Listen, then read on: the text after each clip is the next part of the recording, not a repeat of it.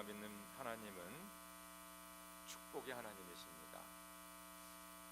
이거 꼭 기억하시기 바라요. 그래서 우리 영어로는 God is good, 하나님은 좋으신 분이다. 그래서 하나님은 저 여러분들을 마음껏 축복하시길 원하십니다. 그리고 저 여러분들이 이 세상에서 복을 받고 또 우리가 하나님의 나라에 가서도 복을 받고, 그래서 저와 여러분들이 축복 가운데 사는 것을 하나님이 원하십니다. 믿으시면 아멘 하시기 바랍니다. 이거를 믿어야 돼요. 하나님 무섭고 하나님은 나를 괜히 괴롭히고 하나님은 나 어렵게 만들고, 그게 아니라 하나님은 저 여러분들을 복 주시기를 원해요. 하나님은 아브라함을 부르시면서 축복을 약속하십니다. 내가 너로 큰 민족이 되게 하고 너에게 복을 주어서 네가 크게 이름을 떨치게 하겠다. 너는 복의 근원이 될 것이다. 너를 축복하는 사람에게는 내가 복을 베풀고 너를 저주하는 사람에게는 내가 저주를 내릴 것이다. 땅에 사는 모든 민족이 너로 말미암아 복을 받을 것이다. 이게 얼마나 귀한 말씀입니까? 너가 복의 근원이 되고 땅의 모든 사람들이 너를 통하여서 복을 받을 것이다. 하나님은 제자들을 통해 이스라엘을 축복하십니다. 모세에게 이렇게 명하십니다. 주님께서 모세에게 말씀하셨다. 너는 아론과 그 아들들에게 말하여라. 그들이 이스라엘 자손에게 복을 빌 때에는 다음과 같이 빌라고 하여라. 주님께서 당신들에게 복을 주시고 당신들을 지켜주시며 주님께서 당신들을 밝은 얼굴로 대하시고 당신들에게 은혜를 베푸시며 주님께서 당신들을 고이 보시어서 당신들에게 평화를 주시기를 빕니다. 그들이 나의 이름으로 이스라엘 자손에게 이렇게 축복하면 내가 친히 이스라엘 자손에게 복을 주겠다. 그렇죠? 하나님께서는 아브라함에게 이렇게 복을 약속하신 뿐만 아니라 또 이스라엘 제사장들을 통하여서 이스라엘 백성을 이렇게 하나님의 이름으로 축복하면 내가 그들을 복 주겠다고 약속하고 있습니다. 예수님의 가르침 가운데 산상수훈, 그렇죠? 산상수훈이 대표적인 하나님 예수님의 가르침입니다. 그래서 Sermon on the Mount 그렇게 얘기하는데요. 거기에 마태복음 5장 1절에서 쭉 나오는 게 8가지 복에 대해서 얘기해요. 복. 예수님도 복에 대해서 얘기했습니다. 그래서 예수님께서 말씀하신 복은 어떤 복이냐? 하늘나라가 그들의 것이다. 하나님이 그들을 위로할 것이다. 그들이 땅을 차지할 것이다. 그들이 배부를 것이다. 하나님이 그들을 자비롭게 대할 것이다. 그들이 하나님을 볼 것이다. 하나님이 그들을 자기의 자녀로 부르실 것이다. 하늘나라가 그들의 것이다. 그래서 예수님도 가장 귀한 가르침을 주시는 그 산상수훈에 8가지 복을 말씀하셨어요. 그래서 우리가 믿는 하나님, 우리가 섬기는 주님, 삼위일체 하나님은 저 여러분들에게 복 주시는 분이라는 것을 믿으시죠. 여러분 축원합니다. 이게 대답이 시원치 않아요. 아멘입니까? 복을 싫어하는 사람도 가끔 있구만요. 저는 복을 좋아합니다. 저는 하나님의 축복을 받기를 간절히 사모합니다. 이런 마음이 저 여러분들에게 충만히 있기를 주 여러분을 축원합니다. 그런데요, 이 세상은요 축복만 있는 것이 아니라 저주도 많이 있습니다. 이 세상에 저와 여러분이 사는 이 세상은 좋은 일 잘 되는 일만 있는 것이 아니라 아프고 병들고 사업이 망하고 사람들에게 배신받고 다치고 등등 복과 저주가 같이 공존하는 세상에 저 여러분들 살고 있어요. 하나님께서 이스라엘 백성들을 이집트에서 노예로 사는 그 이집트에 사는 사람들을 이제 출애굽시키지 않고 구원하지 않습니까? 근데 거기 놀라운 일이 나요. 하나님께서 모세에게 말씀하시잖아요. 이스라엘 백성들은 어린 양을 잡아서 그 피로 문설주에 바르라. 그렇죠? 내가 그날 밤에 이집트 전역을 다니면서 각 가정의 장자를 죽일 것이다 그랬어요. 장자, firstborn son입니다. 장자를 죽일 것이다. 그런데 그 어린 양의 피가 있는 집은 내가 건너갈 것이다. Passover. 그래서 Passover 말이 거기서 나온 겁니다. 내가 건너갈 것이다.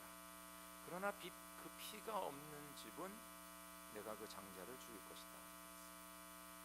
그래서 이스라엘 백성들은 그 말씀을 마음에 받아들이고 어린 양을 잡아서 그 피로 문설주에 바릅니다. 그날 밤이 왔어요. 하나님의 그 죽음의 사자가 그 이집트 전체를 다니면서 그 피를 보고 건너뛰고 피가 없는 집은 들어가서 장자를 죽입니다. 그때 그 출애굽기의 말씀을 쭉 읽어보면요, 이렇게 써 있습니다. 이스라엘 자손은 들어가서 주님께서 모세에게 아론에게 명령하신 대로 하였다. 한밤중에 주님께서 이집트 땅에 처음 난 것들을 모두 치셨다.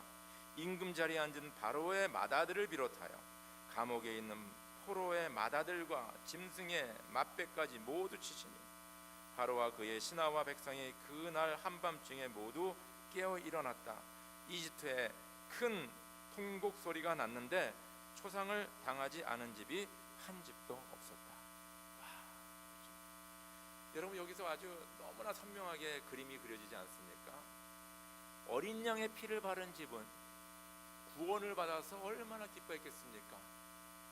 그런데 어린 양의 피가 없는 집은 뭐예요? 장자가 죽어서 통곡을 했다. 다 울었다고 했어요. 그래서 이렇게 인생을 보면요, 진짜 정말 축복받아갖고 항상 웃고 다니는 사람이 있는 반면에 너무 그냥 인생이 어려워가지고 맨날 그냥 죽을 생하고 다니는 사람들도 없잖아요. 그래서 우리는 이 세상에 이 복과 저주가 함께 공존하는 이 세상에 살아가는 거예요. 근데 이런 세상 상황 가운데 하나님께서는 우리에게 복을 주시기로 합니다. 사람들 가끔마다 이렇게 얘기하죠. 참 세상은 불공평합니다. 사실 불공평해요. 지금 우리는 너무 잘 먹어서 살을 빼야 된다라고 매년마다 결심하지 하고 있지 않습니까? 또 살을 빼기 위해서 짐에 가서 얼마나 땀을 흘리면서 지금 트레이드밀에서 뛰고 계십니까? 아니면 저녁에 1시간, 1시간 반씩 걸어 다니면서 살이 빠져야지. 그리고 음식이 너무 많이 남아갖고 우리가 많이 버리기도 합니다. 그런데요, 지금 아프리카나 미들 이스트에서는요, 2천만 명의 사람들이 지금 굶주리고 죽어가고 있다는 것입니다.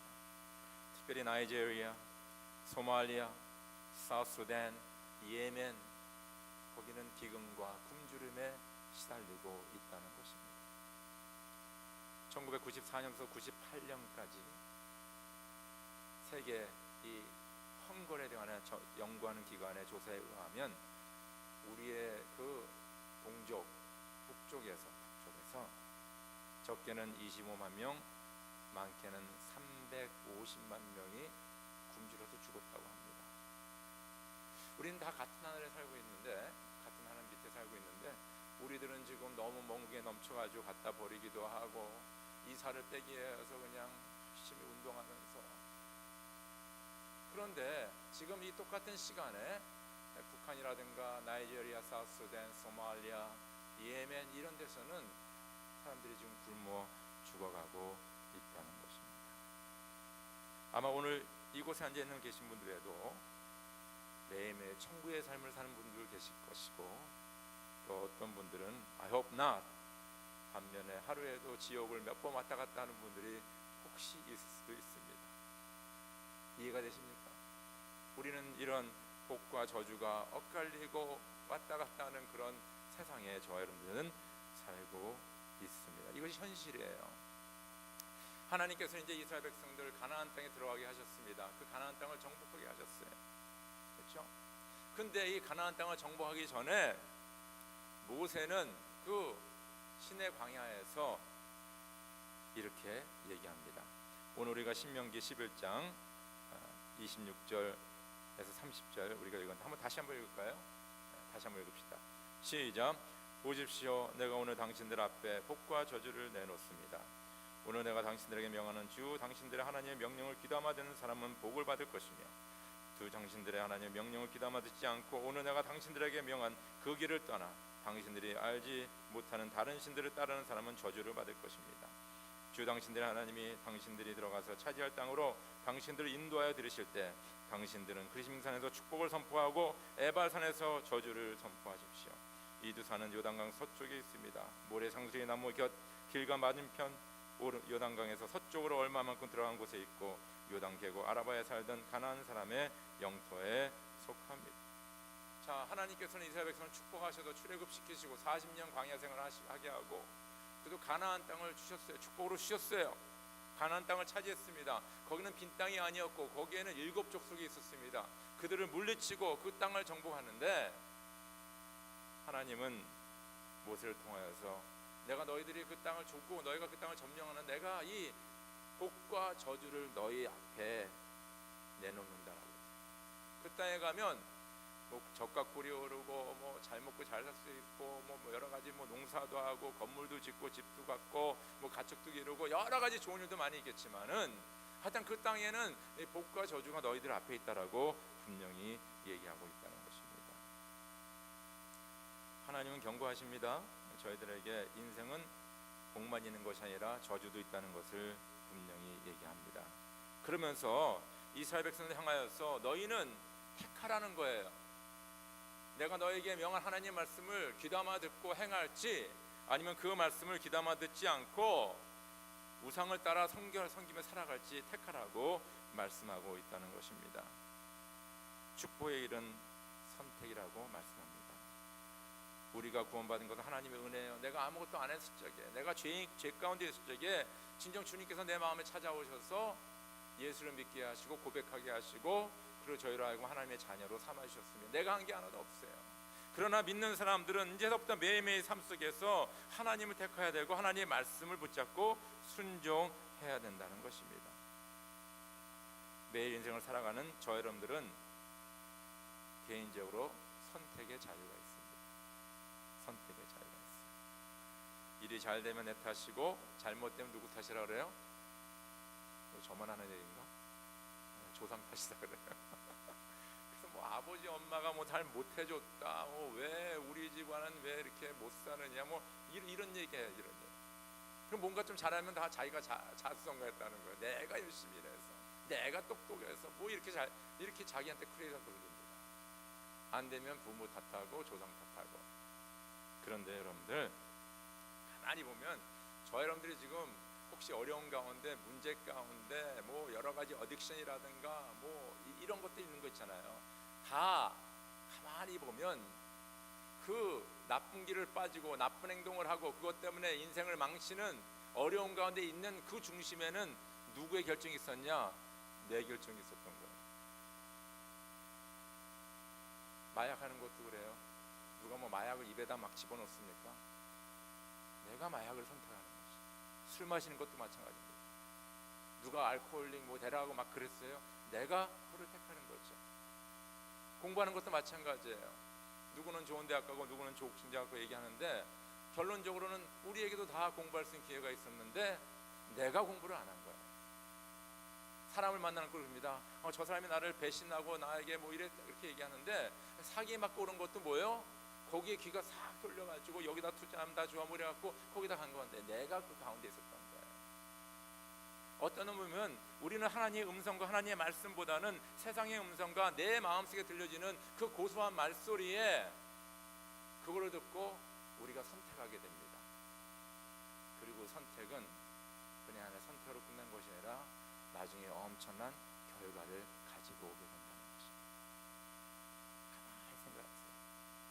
모든 우리 삶의 여러 가지 이렇게 나타나는 것에 그 가운데는 나의 선택이 있었다는 거예요.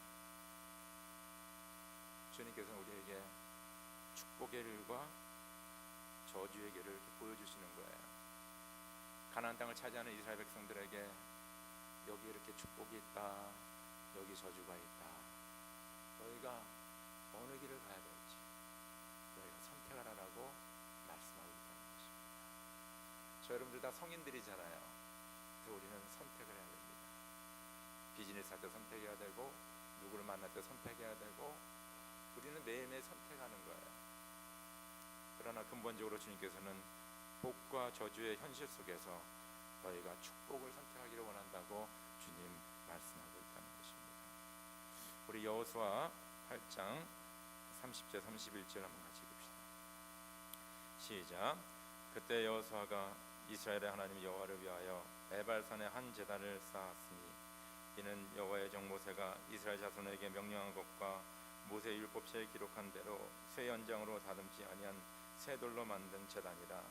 무리가 여호와께 번제물과 화목 제물을 그 위에 드렸으며, 그렇죠? 드렸으며.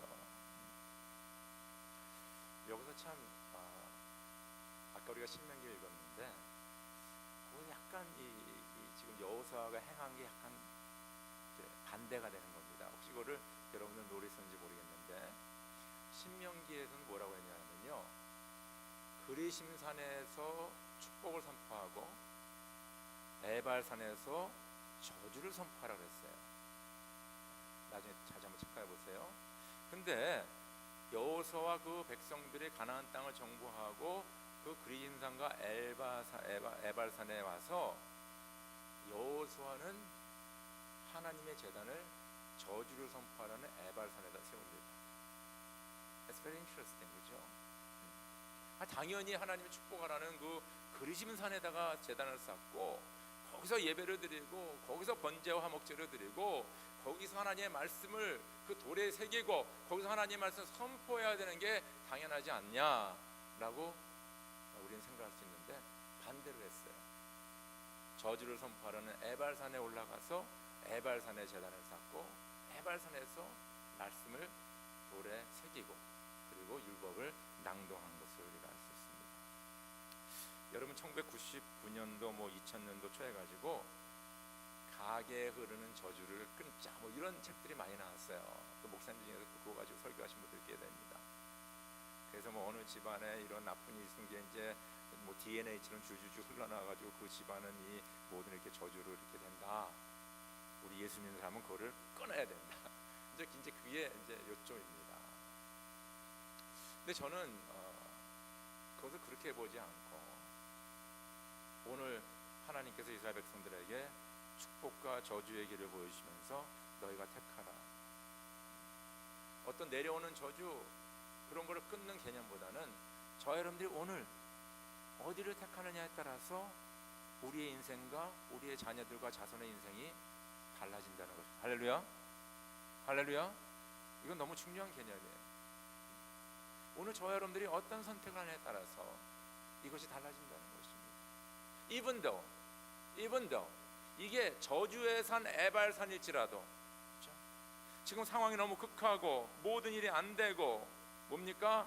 우리는 이 상황에서 절대 나올 수 없는 그런 가운데 있을지라도 그 가운데 우리가 축복을 선택하고 하나님을 선택하고 하나님 앞에 나갈 적에 그 저주의 땅이 변하여서 뭡니까? 뭐가 되는 거예요?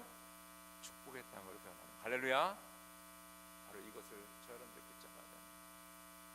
여호수아는 그리심산에서 제단을 쌓지 않고 에발산에서 제단을 쌓습니다. 거기서 제단을 쌓고 하나님 앞에 예배를 드리는데 번제와 화목제를 드립니다. 그리고 그곳에서 하나님께 영광을 올려 드린다는 것입니다. 저 여러분들이 어떤 상황에 있든 우리는 축복을 택해야 됩니다. 근데 축복을 택하는 것은 뭐냐면 그래서 하나님을 택하는 것이고요. 그리고 하나님을 예배하는 것이고. 여러분 번제와 화목제는 뭘 얘기하냐면 화목제는 하나님과 화평을 얘기하는 거고 번제는 뭡니까? 우리 자신을 다 드리는 거예요. 그래서 그 가운데 우리의 죄사함과 우리의 삶을 주님 앞에 헌신하는 것이 바로 번제와 화목제라는 것입니다. 그럴 적에 그것이 바로 축복의 장소가 되는 것이고, 왜냐하면 그곳에 하나님이 우리와 함께 하기 때문입니다.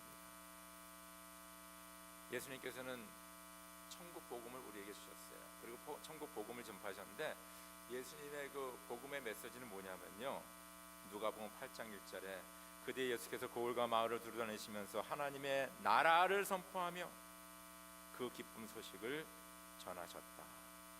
그러니까 예수님의 그 기쁜 소식, 굿뉴스는요 하나님의 나라예요. 무슨 말인지 알겠죠? 이거 돈을 많이 벌을 것이다, 건강할, 이게 아니라 하나님의 나라. 하나님의 나라의 개념은 뭡니까? 하나님이 우리와 함께 하시는 겁니다. 하나님이 나의 삶의 주인이 되시는 겁니다. 왕이 되시는 거예요. 그것이 하나님 나라예요. 그럼 천국은 뭐가 다르냐? 그 시간과 장소는 다를지 모르지만은 그곳에서 똑같이 뭡니까? 하나님과 함께하는 거예요. 그래서 똑같이 하나님을 예배하고 찬양하는 것이 바로 천국이라는 것입니다. 그래서 우리가 천국의 삶을 여기서 사는 방법이 있어요. 그건 뭐냐? 매일의 삶 속에서 하나님 예배하고 찬양하고 하나님과 동행하고 주님 앞에서 살 적에 우리는 뭡니까? 이곳에서 하나님의 나라를 경험하게 됩니다. 할렐루야. 그래서 예수님이 그랬잖아요. 하나님의 나라는 여기 있다 저기 있다 아니라 너희 마음속에 있고 너희들 가운데 있다. 그 말은 뭐냐면 내가 하나님을 온전히 섬길 때 내 마음의 천국이 이루어지고, 그리고 우리가 공동체로서 가정으로서 교회로서 하나님을 섬길 적에 예배할 적에 바로 이곳이 하나님의 나라인 것을 믿으시오리라고 축원합니다. 바로 이것이 하나님의 축복이에요. 왜냐하면 하나님은 천지 만물 창조하시고 이 세상 모든 것이 하나님 것이고 가장 좋으신 하나님, 사랑이 많으신 그 하나님이 나의 삶의 중심에 계셔서 나와 함께 동행하시고 나를 축복하시니 바로 그것이 뭡니까? 축복이고 그것이 바로 하나님의 나라라는 것입니다. 에발산은 비록 저주의 산이었지만은 바로 그곳에 여호사는 제단을 쌓습니다. 저 여러분들이 지금 어떤 형편과 처지에 있는지 모르지만은 야, 내가 왜 이렇게 살아야 되나? 왜 이런 처지에 있나? 왜 내가 여기까지 왔느냐? 여러분 이렇게 너무 탓하지 마시고요. 어떤 환경에 있던 상관없이 그 가운데서 하나님을 선택하시고 하나님을 예배하시길 주의 이름으로 축원합니다. 두 번째는요, 우리 여호사 8장 32절 같이 32절 시작. 여호수아가 거기서 모세가 기록한 율법을 이스라엘 자손의 목전에서 그 돌에 기록하매. 그래서 그 제단의 돌에다가 그 하나님의 율법을 막 기록하는 거예요. 기록하는 거예요. 우리 보통 종이에다 쓰고 그러지 않습니까? 근데 종이는 이제 불타면 없어지고 땅에 묻히면 이게 다 올가닉이라서 이게 이렇게 다 없어지게 되어 있습니다. 돌은 오래 가요. 돌은 오래 가요. 이 만주에 가면요, 우리가 존경하는 광개토 왕비가 있습니다. 네. 참 저는 만주에 여러 번 갔는데 그거를 볼 기회가 있었는데 가서 보지를 못했어요. 제가 만주에 갔을 때는 그때는 사람들이 가서 볼 수 있게 했습니다. 근데 그 다음에 제가 가서 보고 싶어 할 적에는 출입 금지를 해놔서 못 보게 됐어요. 근데 그 광개토 왕은 지금부터 한 1600년 전에 고구려의 대왕입니다. 근데 그 광개토왕의 비를 보면 그가 뭐 언제 태어나고 무슨 일을 하고 뭐 여러 가지 업적이 다 적혀져 있어요. 그래서 그 사학자들, 그렇죠? 이런 사람들이 이제 거기에 중국 정부의 허락을 받아서 가서 이제 그거 보고 연구하고, 또 중국 정부가 이렇게 규제가 없을 적에 그걸 이렇게 사진 찍고 카피해가지고 벌써 이렇게 나온 곳들이 있습니다. 거기에 다 이렇게 글이 써 있어요. 그래서 지금 1600년이 지난 지금에도 그 돌에 새긴 그 글들 우리가 읽을 수 있고 그 의미를 알 수가 있다는 것입니다. 그래서 하나님께서 여호수아에게 돌에다가 그 율법을 이렇게 다 기록하라는 것은 그거 너희가 대대로 역사적으로 계속 하나님을 알 수 있게, 하나님 말씀을 알게 그를 적으라고 하신 그 하나님의 의도인 것을 알 수가 있습니다. 그런데요, 문제는요, 이 돌에 새긴 것도 없어지더라고요. 왜냐하면 그 부수고 갖다 버리면 찾을 수가 없고, 또 중국 정부처럼 뭡니까, 다 어디다 숨겨놓고 아무도 못 봐 그러면 우리가 볼 수가 없는 거예요. 저는 유카탄 갈 때마다 참 느끼는 게 뭐냐면요, 그 스페니시들이 1500년대 그 멕시코와 중남미 점령하면서 제일 먼저 한 게 뭐냐면 그들의 문명의 모든 흔적을 뭡니까, 책이라든가 이런 걸 다 없애버렸어요. 지금 유카탄 가면 거기 마야의 후예들이 마야 말을 잘해요. 근데 마야 글이 피라미드 그런 데 다 써 있는데 그걸 읽지를 못해요. 근데 놀라운 사실은 그걸 누가 읽어주냐면요, 스페니시 백인들이 읽어줘요. 본토인들, 그 후예들은 읽을 줄 몰라, 말만 할 줄 알고. 근데 그 마야 언어를 공부하고 연구한 사람 다 백인들이에요. 그래서 백인들이 그 마야의 글을 가르치고 있다는 거예요. 이게 상당히 아이러니한 거죠. 그러니까 그 돌로 새긴 것들 뭐 이런 것들도 어떤 정치적인 변화라든가 군사적인 그런 그 식민지 정책 때문에 다 없어질 수도 있다는 것입니다. 그래서 신명기 6장 4절 7절은 하나님이 모세에게 이렇게 말씀하십니다.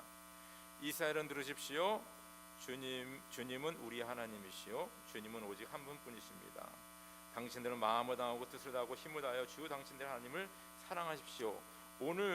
오늘 당신들에게 명하는 이 말씀을 마음에 새기고, 돌에 새기라는 얘기는 안 했어요. 마음에 새기고 자녀들에게 부지런히 가르치며 집에 앉아 있을 때나 길을 갈 때나 누워 있을 때나 일어나 있을 때나 언제든지 가르치십시오. 하나님께서는 이 모세에게 말씀을 주시면서 그죠, 십계명도 주셨잖아요. 돌로 새겨가지고. 근데 지금 십계명 어디 있는지 몰라요. 그렇죠? 그렇지만은 그 마음에 새기라, 마음에, 심장에 새기라 했어요. 그 이 심장에 새기면 이게 죽는 겁니다. 사실은요. 심장에, 하트에 새기면 죽는 거예요. 그만큼 너희들의 마음에 새기라는 하나님의 말씀을. 그리고 중요한 것이 이 말씀이 계속 우리 마음에 남아 있으려면 자녀들에게 가르치다라고 얘기하고 있습니다. 여러분과 저와 우리의 가슴에, 심장에 하나님의 말씀이 계속 살아 움직이려면 저 여러분들은 계속해서 우리 자녀들에게 말씀을 가르쳐야 합니다. 맨날 그냥 공부해라, SAT 잘 봐야 된다, 이런 얘기 하지 마시고 하나님의 말씀을 한마디라도 가르치시기를 주의 이름으로 축원합니다. 바로 그것이 하나님의 축복을 받는 비결이에요. 하나님의 말씀을 마음에 새기고 가르치는 거예요. 저는 시편 1편을 상당히 좋아하는데, 복 있는 사람은 악인의 꾀를 따르지 아니하며 죄인의 길에 서지 아니하며 오만한 자의 자리에 앉지 아니하며 오로지 주님의 율법을 즐거워하여 밤낮으로 율법을 묵상하는 사람이다. 이게 복 있는 사람이었어요. 그렇죠? 복 있는 사람은, 그렇죠? 악인의 길 쫓지 않고 자리에 서지 않고 꼬임에 넘어가지 않고 등등 여러 가지 얘기하는데, 근데 궁극적으로 얘기하는 것이 뭐냐면 바로 하나님의 말씀을 주야로 묵상하는 자로다. 우리는 마음 말씀에 새기고 자녀들에게 가르치며 이 말씀을 우리가 주야로 묵상하며 살아갈 적에 그 가운데 우리가 하나님의 복을 받는다는 것입니다. 시편 119편 101절부터 105절은 주님의 말씀을 지키려고 나쁜 길에서 내 발길을 돌렸습니다. 주님께서 나를 가르치셨으므로 나는 주님의 규례들에서 어긋나지 않았습니다. 주님의 말씀에 마치 내게 어찌 그리도 단지요 내 입에는 꿀보다 더 답니다. 주님의 법도로 내가 슬기로워지니 거짓된 길은 어떤 길이든지 미워합니다. 주님의 말씀은 내 발의 등불이요 내 길의 빛입니다. 할렐루야. 우리 이 말씀 한번 같이 저 한번 따라하시면 합니다. 주님의 말씀은 내 발의 등불이요 내 길의 빛입니다. 아멘입니까? 바로 이 말씀이 나를 인도하고 나와 함께하고, 그렇죠? 말씀이 육신이 되어 이 땅에 거하심에 우리가 그 영광을 보니 아버지의 독생자의 영광이요 은혜와 진리가 충만하더라. 할렐루야. 예수님이 말씀으로 오셨다 그랬어요. 사도 베드로는 이렇게 고백합니다. 주님, 우리가 누구에게로 가겠습니까? 선생님께는 영생의 말씀이 있습니다. 할렐루야. 저희는 하나님을 선택합니다. 축복과 저지 하나님을 선택하고 하나님 예배하고 진짜 하나님 앞에 나아가는 과정 속에 우리가 붙잡아야 될 것은 바로 하나님의 말씀을 돌에 새길 뿐만 아니라 우리의 가슴판에 새겨서 우리 자녀들에게 가르치고 우리가 그 말씀을 주야로 묵상하고, 더 나아가서 뭡니까? 우리가 그 규례를 지키려고 안간힘을 쓰며 나아갈 적에 하나님의 축복이 저 여러분들에게 충만하기를 주의 이름으로 축원합니다. 마지막으로 우리 여호수아 8장 34절 35절 읽겠습니다. 시작. 그 후에 여호수아가 율법책에 기록된 모든 것대로 축복과 저주하는 율법의 모든 말씀을 낭독하였으니 모세가 명령한 것은 여호수아가 이스라엘 온 회중과 여자들과 아이와 그들 중에 동행하는 거류민들 앞에서 낭독하지 아니한 말이 하나도 없었다. 그래서 이 낭독한 율법의 핵심에 보면요, 하나님의 말씀을 귀담아 듣고 순종하여 지켜 행하면 너희가 복을 받고, 너희가 이 말씀을 듣고도 행하지 아니하고 순종하지 않으면 저주를 받는다. 제가 읽어드릴게요. 신명기 28편 1절 6절. 당신들이 주 당신들의 하나님의 말씀을 귀담아 듣고 내가 오늘 당신들에게 명한 그 모든 명령을 주의 깊게 지키면 주 당신들의 하나님이 당신들을 세상의 모든 민족 위에 뛰어나게 하실 것입니다. 당신들이 주 당신들의 하나님의 말씀에 순종하면 이 모든 복이 당신들에게 찾아와서 당신들을 따를 것입니다. 당신은 성읍에도 복을 받고 들에서도 복을 받을 것입니다. 당신들의 태가 복을 받아 자식을 많이 낳고 땅이 복을 받아 열매를 풍성하게 내고 집짐승이 복을 받아 번식할 것이니 소도 많아지고 양도 새끼를 많이 낳을 것입니다.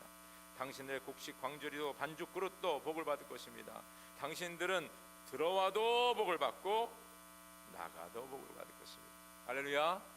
얼마나 좋아요. 그 반대로 저주의 말씀이 있어요. 신명기 28장 15절 19절. 그러나 당신들이 주 당신들의 하나님의 말씀을 듣지 않고 또 내가 오늘 당신에게 명한 모든 명령과 규례를 지키지 않으면 다음과 같은 온갖 저주가 당신들에게 닥칠 것입니다. 당신들은 성읍에서도 저주를 받고 들에서도 저주를 받을 것입니다. 당신들의 곡식 광주리도 반죽 그릇도 저주를 받을 것입니다.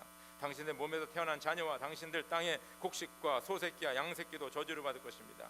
당신들은 들어와도 보고 저주를 받고 나가도 저주를 받을 것입니다. 너무 무섭잖아요. 들어가도 저주받고 나가도 저주를 받고 이게 어떤 일입니까? 근데 놀라운 사실은 이 하나님의 이 경고의 말씀이 오늘 우리 눈앞에 벌어지고 있는 거예요.